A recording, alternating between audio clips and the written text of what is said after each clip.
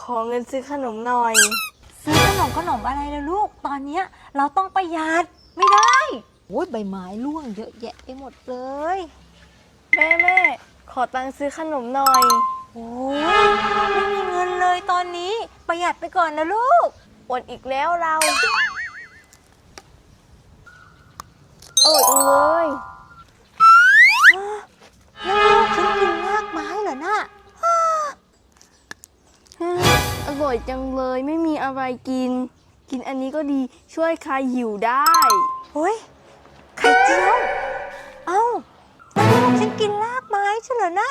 เมื่อกี้ลูกมาขอเงินไปซื้อขนมแต่เราบอกว่าให้ประหยัดโอ๊ยถึงขั้นไปกินรากไม้รู้สึกผิดจังเลย